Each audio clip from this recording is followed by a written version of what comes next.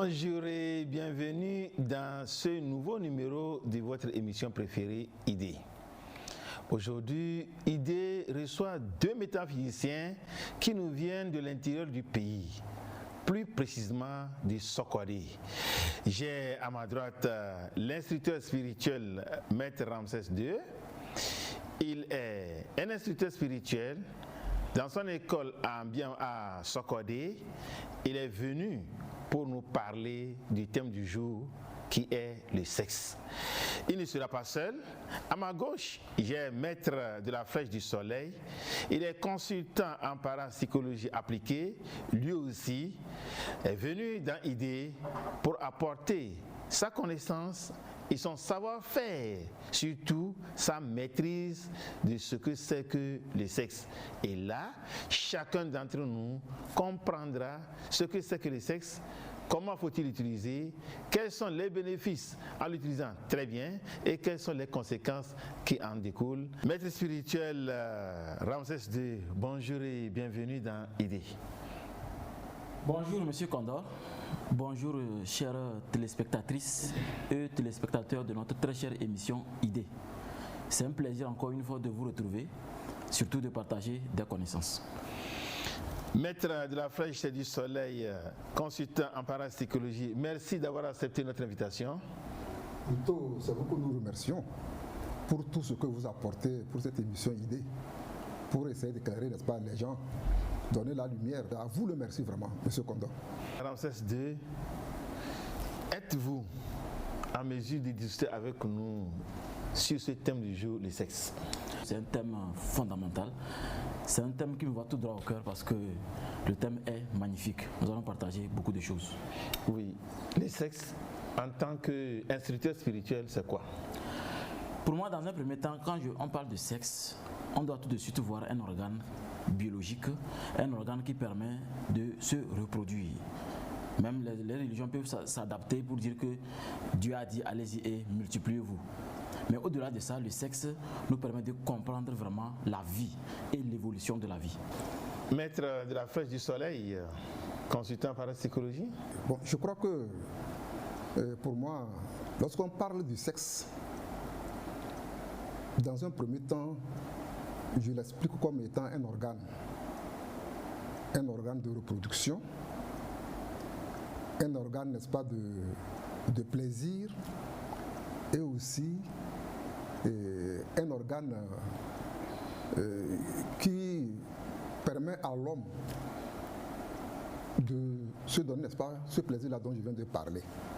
Donc, il a ces aspects-là et il nous permet de procréer.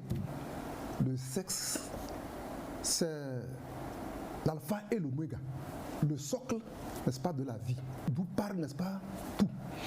Comment maîtriser le sexe du point de vue de sa connaissance et de son utilisation selon le métaphysicien que vous êtes? Pour une bonne utilisation du sexe, il faut d'abord que nous posons la fondation. Prenons par exemple au niveau de la maternelle, nos enfants. Oui. Un garçon peut remarquer que l'autre fille qui est en face de lui a un sexe que lui n'a pas. Il peut être frustré.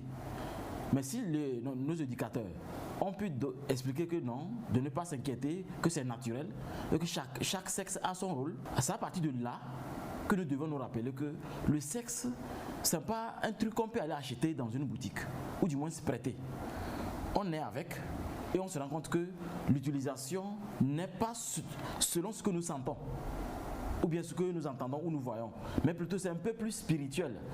C'est un peu plus spirituel parce que sans le côté sensation, qui permet même à l'enfant, au réveil, de pouvoir faire par exemple ses besoins, vous allez voir que même le pénis de l'enfant est déjà soulevé quand il se tire. C'est la preuve que biologiquement, l'enfant fonctionne bien. Mais au-delà de ça, vous allez vous rendre compte que c'est un instrument avec lequel nous devrions faire attention et apprendre l'enfant dès le bas âge que ce n'est pas parce que le sexe, si je prends l'exemple du petit garçon, c'est pas parce que ça s'élève, ou bien bon, il fonctionne bien, qu'il faut aussi, dès que le besoin se présente, en même temps commencer à en avoir besoin. Parce que si depuis l'enfance, l'expression n'a pas été bien donnée, l'enfant dans l'adolescence, vous allez voir que l'enfant va l'utiliser n'importe comment. celui qui est appelé à apprendre à l'enfant ce que c'est que le sexe, dans un premier temps, d'abord c'est la maison. C'est à la maison, c'est pas à l'école. C'est les parents qui doivent expliquer à l'enfant ce que c'est que le sexe. Parce que si à l'école c'est raté, on peut toutefois multiplier l'éducation ou l'enseignement à l'école. L'enfant ne va pas mieux maîtriser tous les paramètres parce qu'à la maison, il y a plus de sensibilité. Mais à l'école, il y a plus de prudence, de peur qu'on fasse des erreurs ou bien on vous frappe. Donc vous allez voir que c'est plutôt à la maison que l'éducation doit être bien donnée. Quand l'éducation n'est pas bien donnée à la maison, vous allez voir qu'aujourd'hui, mais ça s'explique facilement quand c'est mal donné à la maison. Regardez les statistiques selon le Fonds des Nations Unies pour la population. Maître de la Flèche du Soleil, dans le domaine de la maîtrise de ce que c'est que le sexe, qui est appelé à apporter les connaissances idoines à l'enfant, que ce soit un garçon ou une fille, pour que son utilisation soit efficiente demain? Bien, je crois qu'aujourd'hui, selon les tendances pédagogiques, le problème de sexe ne devrait plus être un tabou. Et tout de go, je pense qu'il faut commencer par parler aux enfants d'une façon bien progressive, pas d'une façon un peu scandaleuse. Bon, il y a des manières d'éduquer l'enfant dans ce sens-là. En matière de sexe, il y a 3 écoles.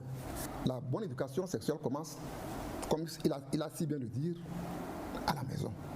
Dans la cellule familiale, d'abord le père et la mère. Ensuite, cela continue à l'école. L'école aussi continue, n'est-ce pas, l'éducation sexuelle. Autrement dit, il y a une 3e école qui est la rue. Quand la rue qui récupère cet enseignement, parce que vous voyez, quand je parle de la rue, vous voyez les pornos, tout ça là, actuellement, avec tout ça là, les enfants fouillent les pornos, ils découvrent des choses, ils essayent. C'est là le danger. En soft, quand les parents commencent l'éducation, quel est l'avantage dedans?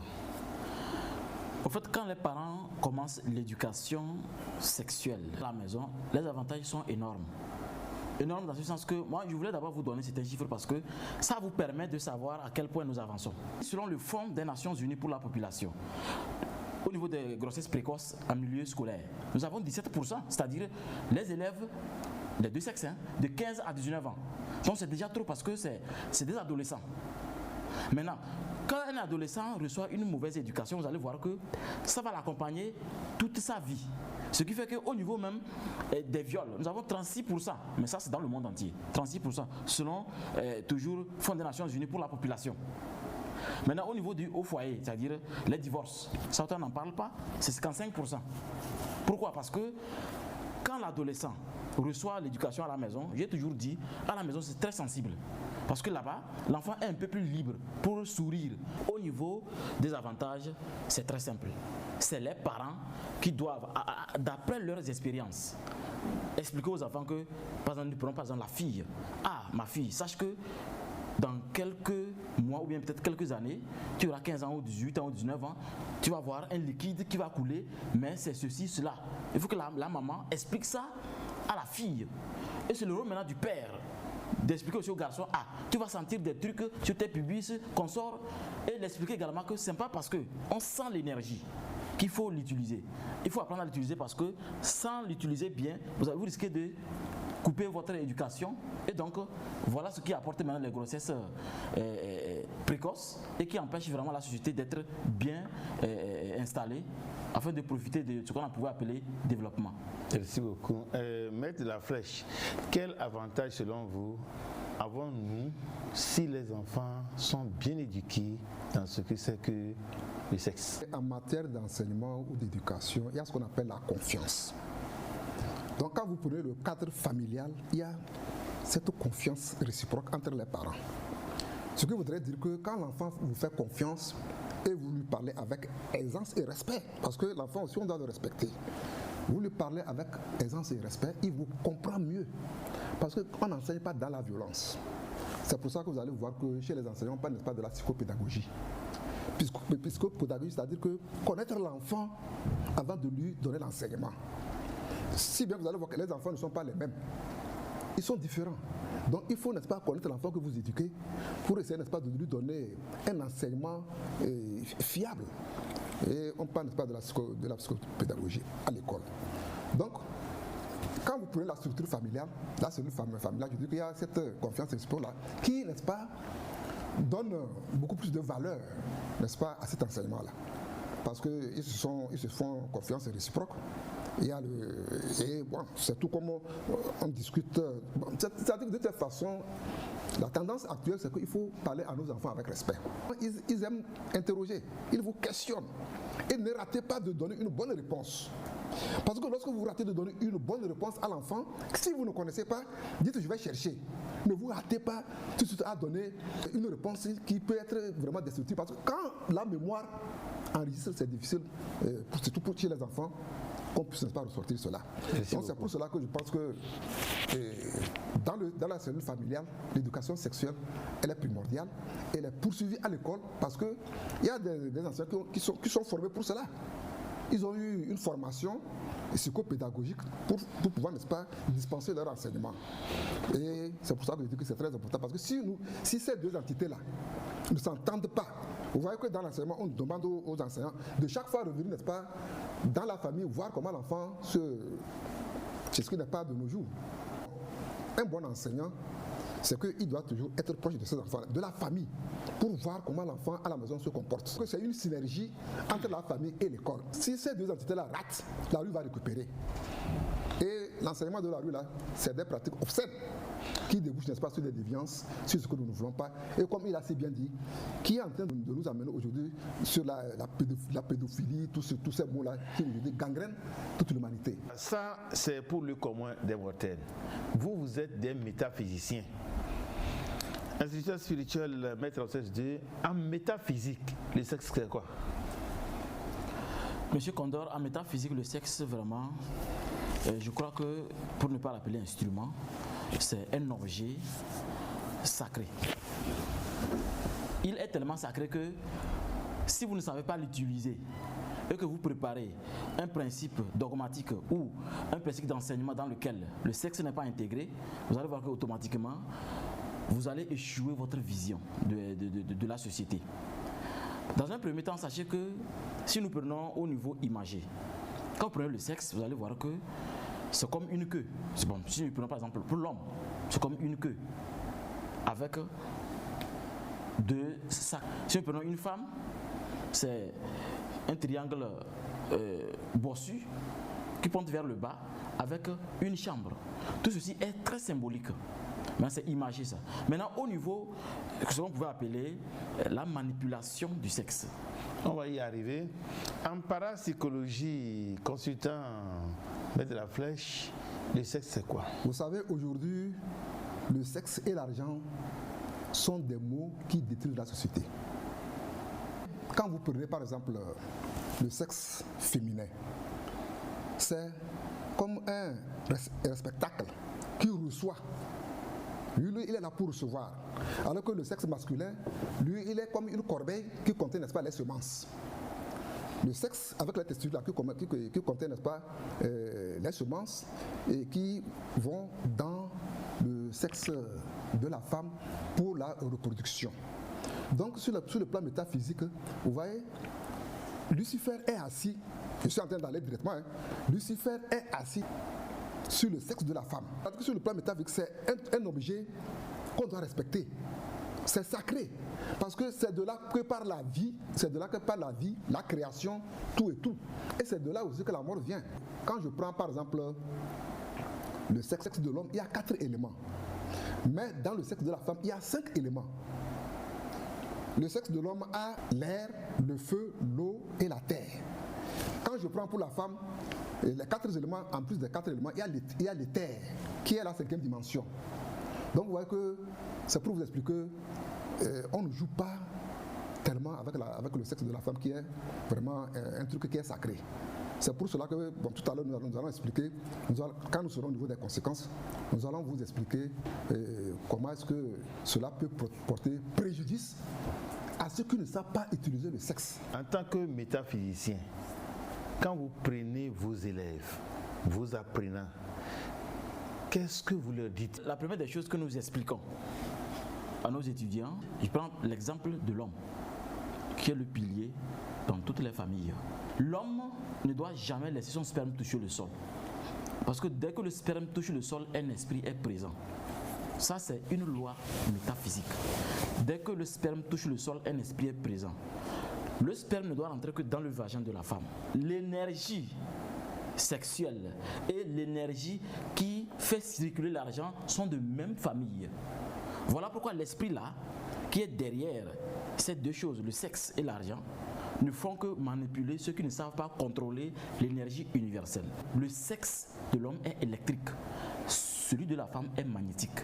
Les deux forment électromagnétique et ça donne un bébé.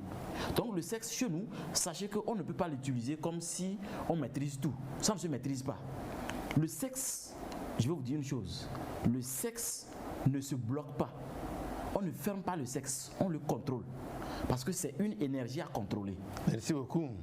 Maître de la Flèche, en tant que consultant parapsychologie, qu'est-ce que vous dites? Quand vous masturbez, il y a un côté physique et un côté métaphysique en même temps qui s'entrelacent.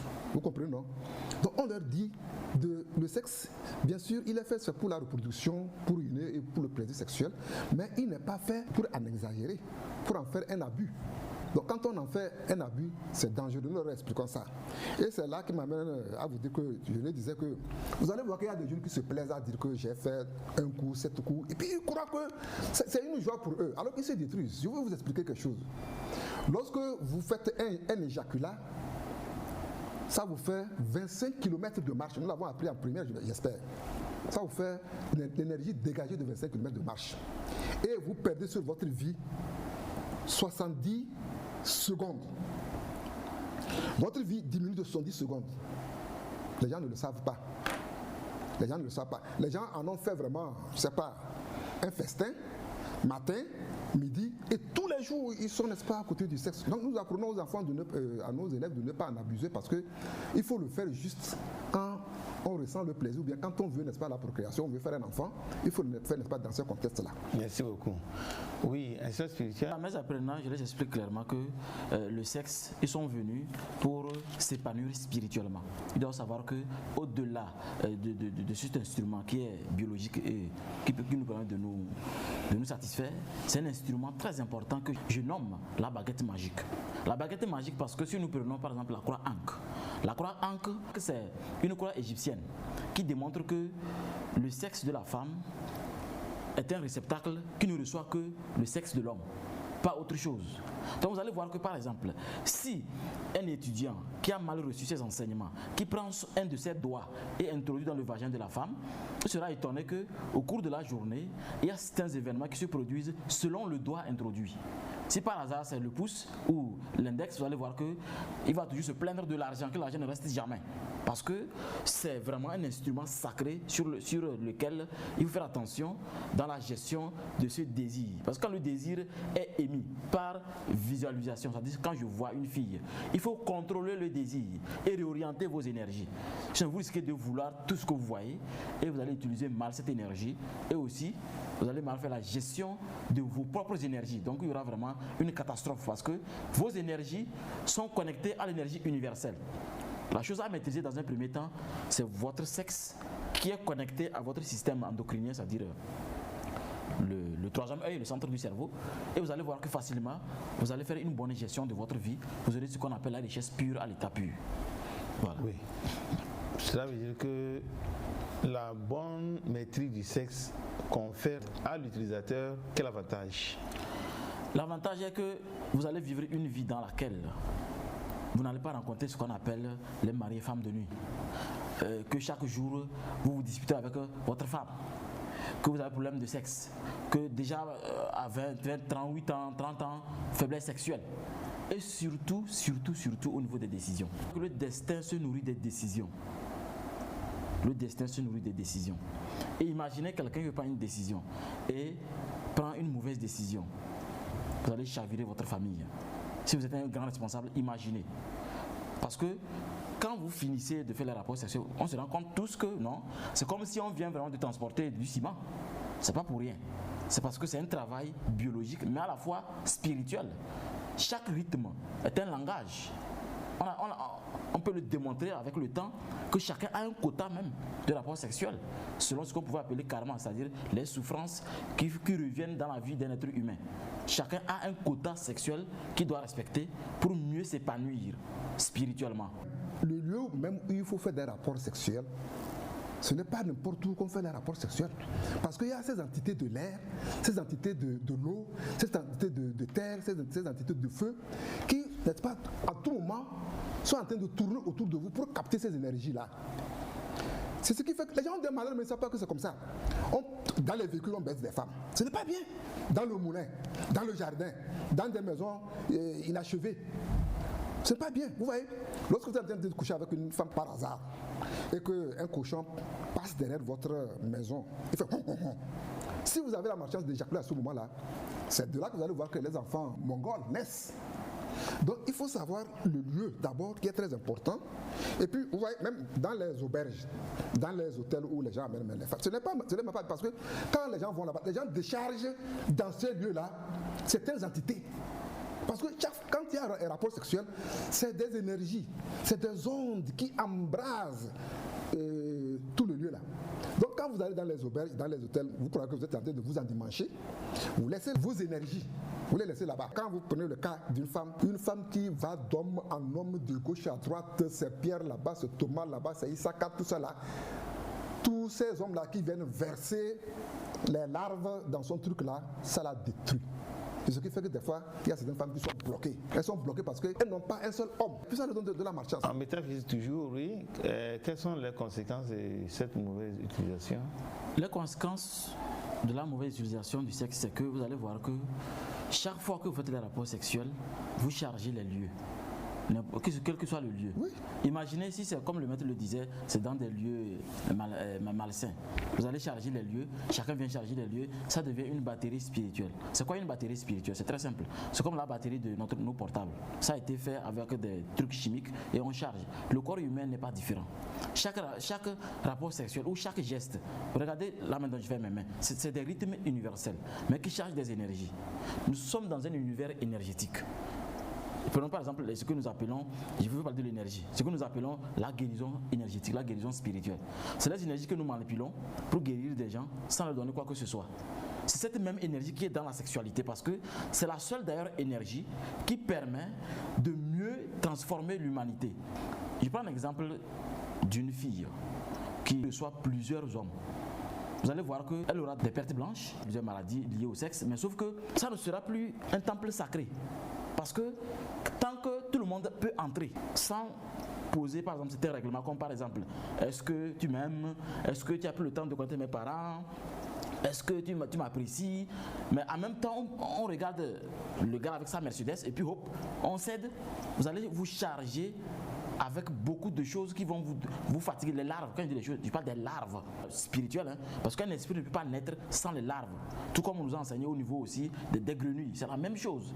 Donc vous allez voir que vous aurez toujours des problèmes et surtout ce que j'appelle les fibromes spirituels. Les fibromes spirituels, c'est le sperme qu'on reçoit chaque jour. Ça, je parle des femmes. On ne fait que verser, on ne fait que verser. Et vous croyez que vous êtes une femme extraordinaire. Pourtant, vous chargez vraiment un dépotoir et vous vous promenez avec. Et dans votre bureau, vous chargez tout le monde parce que vous pouvez vous doucher avec 20 seaux d'eau, avec des produits magnifiques. Votre aura reste toujours négative. Et vous allez charger partout où vous passez. Donc je crois que ce que je voudrais que les gens comprennent, le sexe que vous voyez physiquement, c'est une énergie.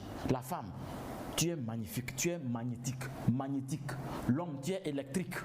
Respecte l'électricité. Étudiez physiquement, vous allez comprendre. La femme, étudiez physiquement, vous allez comprendre. Et vous allez voir que nous n'allons pas créer des maladies dans nos corps comme ça, seulement parce qu'on a un désir. Un homme peut prendre comme ça n'importe quoi, transmettre sa femme parce qu'il désirait une autre qu'il a vue dehors. Une fille magnifique.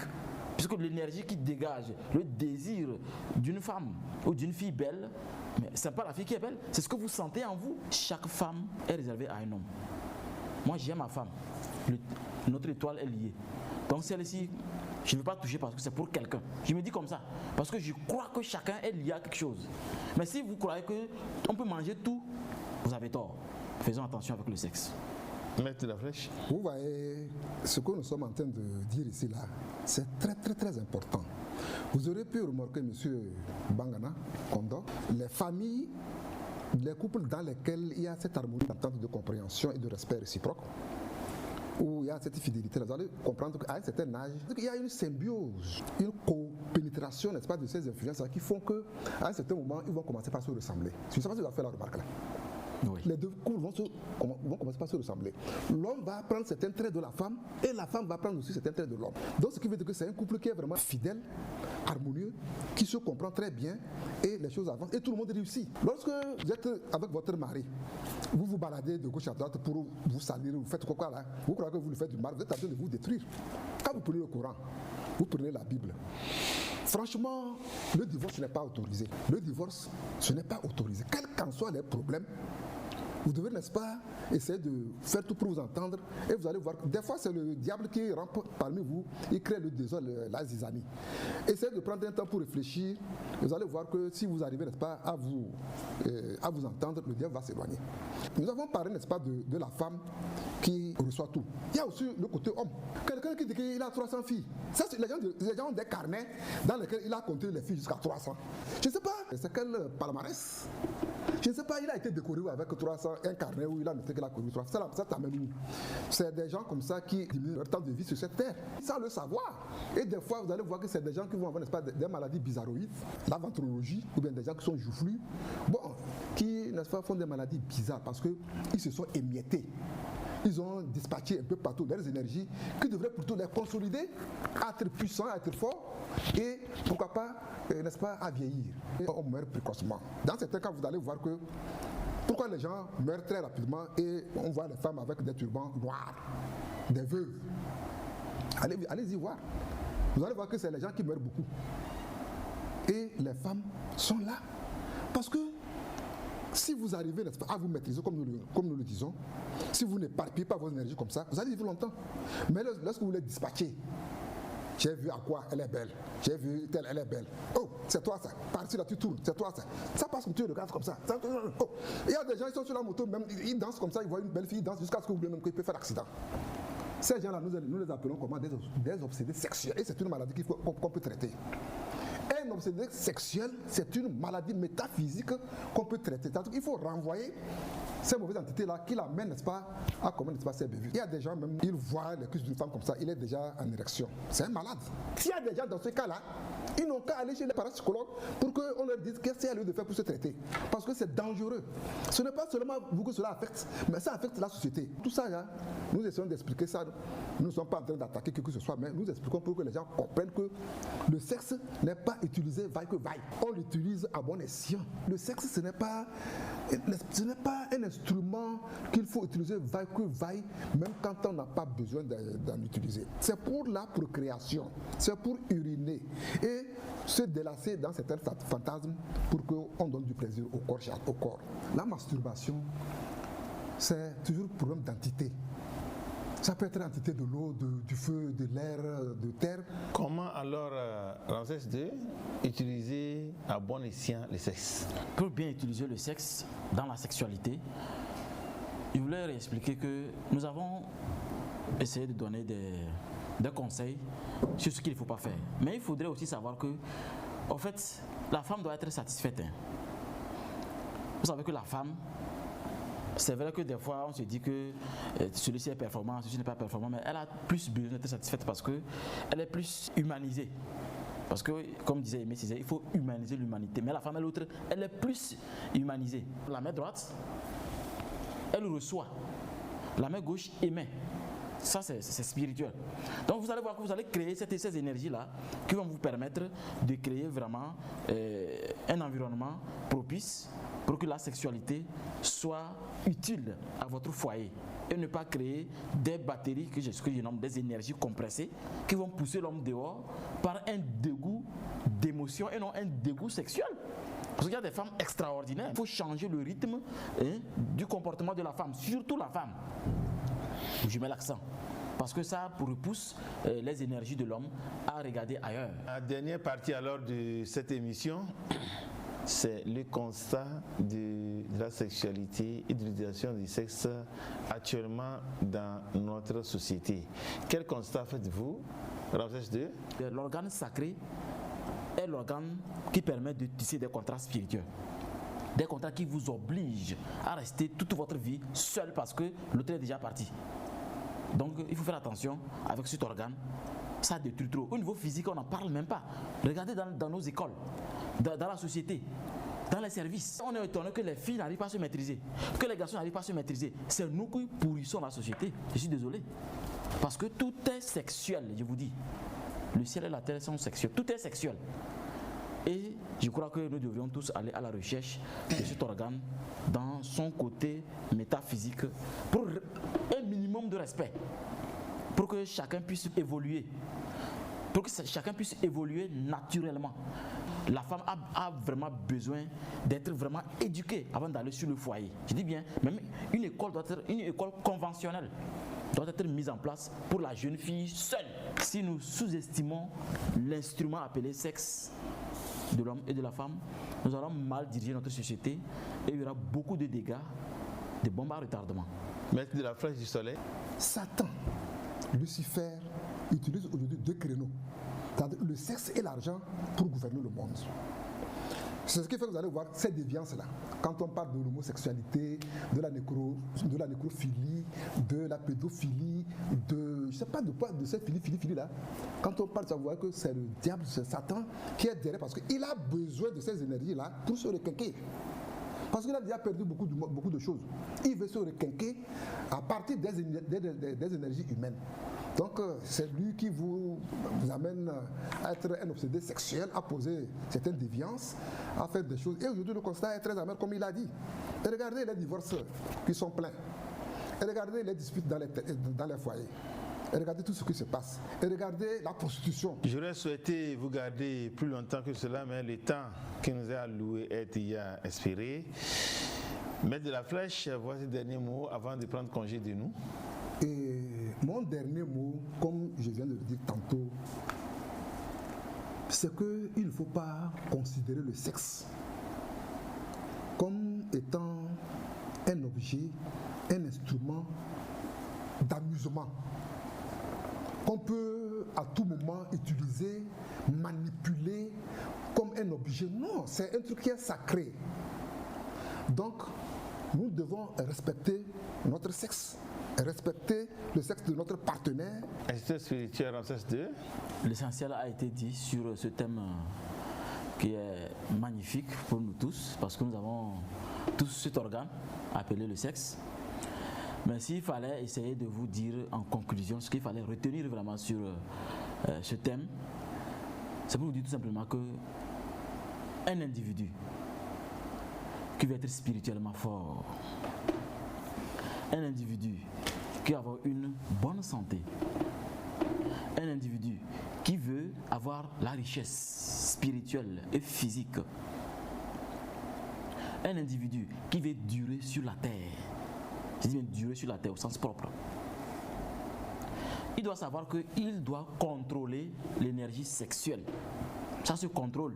Vous maîtrisez l'électromagnétisme sur votre propre corps, en créant cette batterie en vous, vous allez voir que vous n'allez pas tomber dans les problèmes qu'aujourd'hui beaucoup rencontrent. Vous comprendrez plutôt que c'est une énergie à contrôler. On ne peut pas utiliser cette énergie de n'importe quelle manière. Non, ça se contrôle. Et quand vous contrôlez ça dans votre système spirituel, votre corps physique, vous allez voir que automatiquement, vous allez commencer biologiquement et spirituellement à réussir progressivement votre vie dans ce que j'appelle un bonheur sans contrat, un bonheur dans lequel nul ne viendra dire « paie-moi ceci ». Pour terminer, voilà. Pour ajouter à cela, je dirais qu'il faut vraiment contrôler le subconscient. C'est le subconscient qui est le siège, voilà, n'est-ce pas, de tous nos malheurs. Parce que c'est là que se résident beaucoup nos sentiments et nos façons d'agir. Et c'est ça qui nous permet, n'est-ce pas, de faire la magie négative ou positive. C'est le subconscient. Donc il faut vraiment contrôler ce champ-là qui est en nous. Nous sommes ainsi arrivés à la fin de cette émission. Merci à vous, chers téléspectateurs, vous qui ne ménagez aucun effort pour être des nôtres durant chaque numéro de ID. Mère Kakou Adam, une fois encore merci pour ce dévouement. Donc vous faites montre chaque fois qu'il faut réaliser l'émission ID. À vos techniciens les plus proches, toutes nos félicitations pour cet effort fourni pour que nos chers téléspectateurs puissent nous recevoir une fois encore sur ce thème des sexes. Quant à moi, je vous donne rendez-vous la semaine prochaine. D'ici là,